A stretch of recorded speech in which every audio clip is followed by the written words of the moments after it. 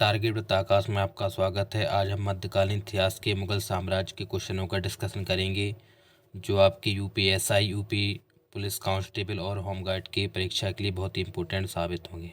तो आइए चलते हैं पहले क्वेश्चन पर। पहला क्वेश्चन है कि भारत में मुगल साम्राज्य का संस्थापक किसे माना जाता है। तो इसका राइट आंसर हो जाएगा आपका, क्या हो जाएगा, बाबर को। बाबर के पिता का नाम क्या था। तो इनके पिता का नाम था उमर शेख मिर्ज़ा। क्या था, उमर शेख मिर्ज़ा। बाबर 1494 में कहाँ का शासक बना था। तो हो जाएगा फरगना। कहाँ का शासक बना था, फरगना का। बाबर ने पातशाही की उपाधि कब धारण की थी। तो 1507 में। कब की थी, 1507 में। भूमि मापने के लिए गजे बाबरी मापक का प्रयोग किसने किया था। तो ये किया था बाबर ने। किसने किया था, बाबर ने। बाबर ने पहली बार पश्चिम से कहाँ होकर भारत में प्रवेश किया था। तो हो जाएगा इसका राइट आंसर, पंजाब। बाबर का भारत के विरुद्ध प्रथम अभियान 1519 में किस जाति के खिलाफ चला था। तो ये हो जाएगा यूसुफजाई जाति के खिलाफ। अगला है कि बाबर ने कब बाजौर और भैरा भारतीय क्षेत्रों पर अधिकार कर लिया था। 1519 में। बाबर का असली नाम क्या था, जहरुद्दीन मोहम्मद। क्या था, जहरुद्दीन मोहम्मद। किस अभियान में बाबर ने तोपखाने का प्रयोग किया था, बाजौर एवं भोरा। बाजौर एवं भोरा अभियान में बाबर ने तोपखाने का प्रयोग किया था। भारत पर आक्रमण हेतु किसने बाबर को निमंत्रण भेजा था। तो राणा सांगा और आलम खां एवं दौलत खां ने। राणा सांगा, आलम खां और एवं दौलत खां ने। पानीपत का प्रथम युद्ध कब हुआ था। तो पानीपत का प्रथम युद्ध हुआ था 31 अप्रैल 1526 को। 21 अप्रैल 1526 को। पानीपत के प्रथम युद्ध में बाबर ने किसे पराजित किया था। तो इब्राहिम लोदी को। किसको किया था, इब्राहिम लोदी को। किस विजय के उपलक्ष्य में बाबर ने काबुल निवासियों को एक एक चांदी के सिक्के भेंट किए थे। तो पानीपत के प्रथम युद्ध के बाद। पानीपत के प्रथम युद्ध के बाद। किस युद्ध के बाद बाबर ने कलंदर की उपाधि धारण की थी। तो बाबर ने कलंदर की उपाधि पानीपत के प्रथम युद्ध के बाद उपाधि धारण की थी। किस युद्ध ने भारत में मुगल राज्य की नींव स्थापित की थी। तो पानीपत के प्रथम युद्ध के दौरान। अगला है कि खानवा का युद्ध किसके बीच लड़ा गया था। तो बाबर और राणा सांगा के बीच। कब लड़ा गया था, 1527 में। खानवा का युद्ध जीतने के उपरांत बाबर ने कौन सी उपाधि धारण की थी। तो इसने गाजी की उपाधि धारण की थी। चंदेरी का युद्ध कब हुआ था। तो चंदेरी का युद्ध 1528 ईस्वी में, जिसमें मेदिनी राय पराजित हुआ था। बाबर और मेदिनी राय के बीच में हुआ था। घाघरा का युद्ध कब हुआ था। तो युद्ध हुआ था 1529 में। किस भाषा में बाबर ने अपनी आत्मकथा बाबरनामा तुचक ए बाबरी की रचना की थी।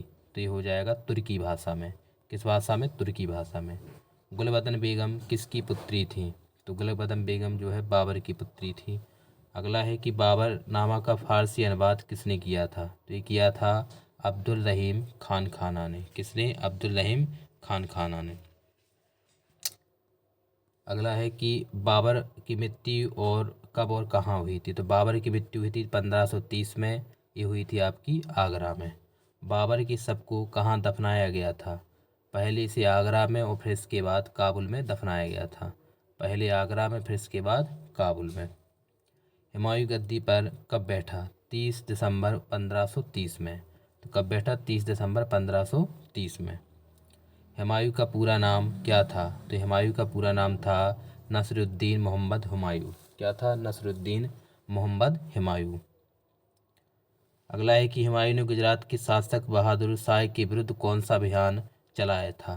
तो ये अभियान का नाम था कालिंजर। क्या था, कालिंजर। अगला क्वेश्चन है आपका कि दोहरिया का युद्ध कब और किसके साथ हुआ था। दोहरिया का युद्ध 1531 में हुमायूं और महमूद लोदी के बीच में हुआ था। हुमायूं और महमूद लोदी के बीच में। किसके विरुद्ध हुमायूं ने चुनार का घेरा डाला था। तो अफगान के नायक शेर खां के विरुद्ध। मित्र एवं शत्रु को प्रभावित करने के लिए हुमायूं ने 1533 में कौन सा दुर्ग का निर्माण करवाया था। दीन पनाह नामक विशाल दुर्ग का निर्माण करवाया था। अगला है कि हुमायूं ने बंगाल के गौड़ क्षेत्र का क्या नाम रखा था। तो जन्नताबाद। कोहिनूर हीरा हुमायूं ने ग्वालियर के किस राजा से छीना था। तो विक्रमजीत सिंह से। किससे? विक्रमजीत सिंह से। अगला है कि चौसा का युद्ध कब हुआ था? तो चौसा का युद्ध हुआ था 25 जून 1539 को। तो चौसा के युद्ध में किसके हाथों हुमायूं की पराजय हुई थी? तो शेर खां के हाथों से। चौसा के युद्ध के बाद शेर खां ने अपना नाम क्या रखा था? तो शेर खां रखा था। क्या रखा था? शेर खां। बिलग्राम एवं कन्नौज की लड़ाई कब हुई थी? 17 मई 1540 को। बिलग्राम की लड़ाई में हुमायूं का साथ किसने दिया था? अस्करी और हिंदाल भाइयों ने। किसने दिया था? अस्करी और हिंदाल भाइयों ने। बिलग्राम के युद्ध के दौरान हुमायूं अपना निर्वासित जीवन कहाँ पर व्यतीत किया? फारस, ईरान के फारस शहर में। हुमायूं ने लाहौर पर कब काबिज हुआ? तो हुमायूं जो है 1555 ईस्वी में। मछीबारा का युद्ध कब और किसके बीच हुआ? तो हुमायूं और नसीब खां तथा तातर खां के बीच हुआ था। ये 1555 में हुआ था। हुमायूं दोबारा दिल्ली की गद्दी पर कब बैठा? 23 जुलाई 1555 में। हुमायूं की मृत्यु कब और कैसे हुई? 27 जनवरी 1556 में इसकी मृत्यु हुई थी दीपनाय भवन की पुस्तकालय की सीढ़ियों से गिरकर। पानीपत के युद्ध में बाबर के किन तोपचियों ने तोपों का संचालन किया था? उस्ताद अली और मुस्तफ़ा ने। किसने? उस्ताद अली और मुस्तफ़ा ने। बाबर मध्य एशिया के किन योद्धाओं का वंशज था? तो तैमूर और चंगेज खां का वंशज था। हुमायूंनामा किसने लिखा था? तो गुलबदम बेगम ने। बाबर ने प्रसिद्ध तुलुगमा नीति का प्रयोग सर्वप्रथम किस युद्ध में किया था? तो पानीपत के प्रथम युद्ध में। किस युद्ध में बाबर ने जिहाद धर्मयुद्ध का नारा दिया था? खानवा के युद्ध में।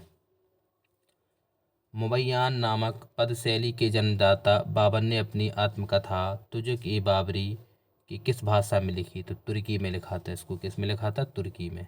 मुगल साम्राज्य के दृढ़ीकरण के दृष्टिकोण से सबसे निर्णायक युद्ध कौन था? तो खानवा का युद्ध सबसे निर्णायक था। किसने ऐसे बाग बगीचे जिसमें बहता पानी हो के निर्माण की परंपरा की शुरुआत की थी? तो हो जाएगा इसका राइट आंसर बाबर। मछीबारा के युद्ध में हुमायूं ने किसे पराजित किया था? तो हुमायूं ने तात्रा खां को पराजित किया था। हुमायूं का मकबरा कहाँ स्थित है? तो यह है आपका दिल्ली में। किस मुगल शासक ने 2 बार शासन किया? हुमायूं ने। किस मुगल शासन के उद्यानों या उपवनों में अत्यंत अभिरुचि के कारण उपवनों का राजकुमार मालियों का मुकुट कहा गया? तो ये बाबर के उद्यानों में। मुगल सत्ता की पुनर्स्थापना किस युद्ध में हुमायूं को मिली विजय के फलस्वरूप हुई? तो सरहिंद के युद्ध में। किस युद्ध में? सरहिंद के युद्ध में। किस मुगल बादशाह के दुर्भाग्य पर व्यंग करते हुए लेनपूल लिखा गया? वह जीवन भर ठोकरें खाता और ठोकर खाकर ही उसके जीवन का अंत हुआ। तो ये हुमायूं के बारे में लिखा गया। किसके बारे में? हुमायूं के बारे में। मसनबी जो बाबर द्वारा मुस्लिम कानून के नियमों का संग्रह है उसे मुबाइन। पानीपत के युद्ध में बाबर की जीत का मुख्य कारण क्या था? सैन्य कुशलता। क्या था? सैन्य कुशलता। मुगल काल में ऐतिहासिक विवरण किसने लिखा? गुलबदन बेगम ने। गुलबदन बेगम किसकी पुत्री थी? तो ये पुत्री थी बाबर की। भारत में 4 बाग शैली का प्रथम मकबरा कहाँ स्थित है? जो हुमायूं का मकबरा है। कौन सा? हुमायूं का मकबरा। तो अब आते हैं शेरशाह सूरी के बारे में पढ़ते हैं।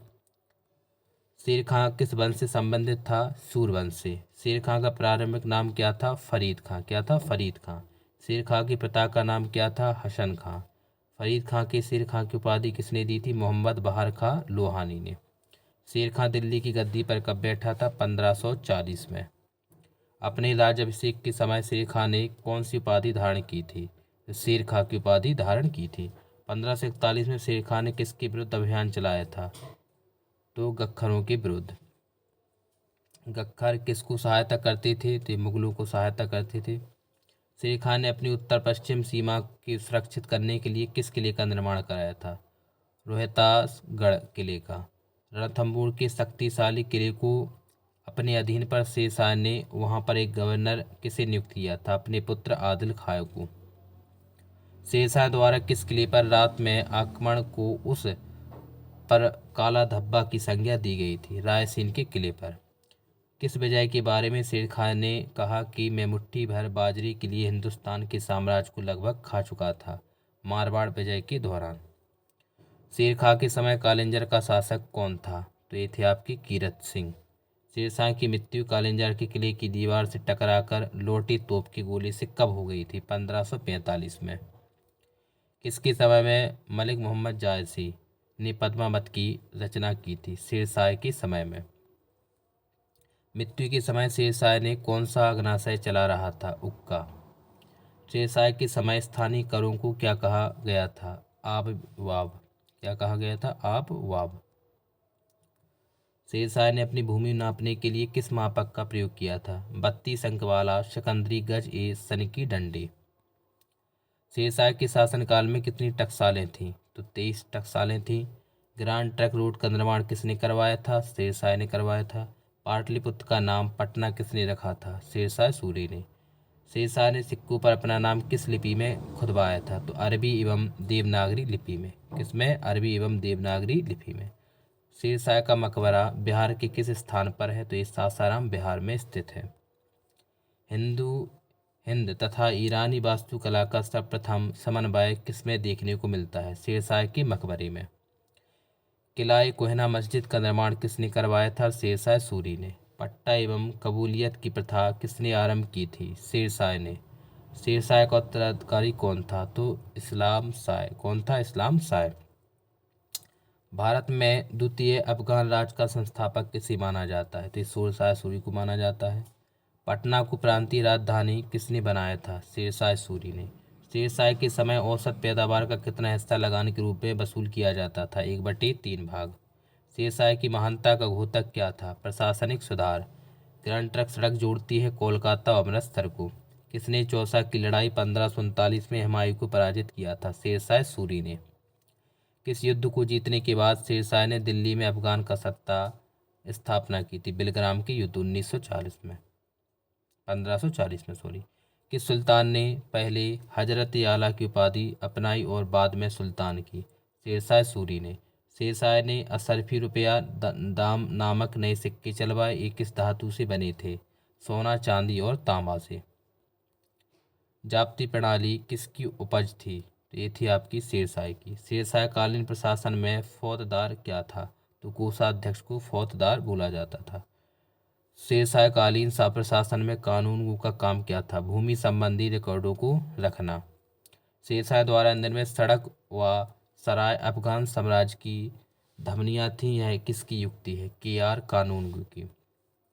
दिल्ली का पुराना किला किसके द्वारा बनवाया गया था? शेरशाह सूरी के द्वारा। चलते अकबर के बारे में देखते हैं।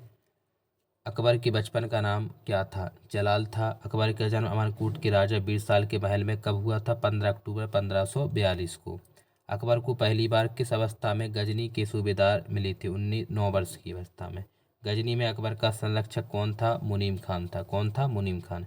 हुमायूं ने अकबर को युवराज कब घोषित किया था? सरहिंद जीतने के बाद 1555 में। युवराज अकबर का संरक्षक किसे नियुक्त किया गया था? बैरम खान को। अकबर का राज्याभिषेक 14 फरवरी 1556 को कहाँ हुआ था? कलनौर में हुआ था। अकबर किस उपाधि के साथ राज सिंहासन पर बैठा था? अकबर बादशाह गाजी के। अकबर ने सम्राट बनने पर बैरम खां को कौन सी उपाधि दी थी? खाने खाना की। बैरम खां अकबर का संरक्षक कब तक रहा? 1556 से 1560 तक।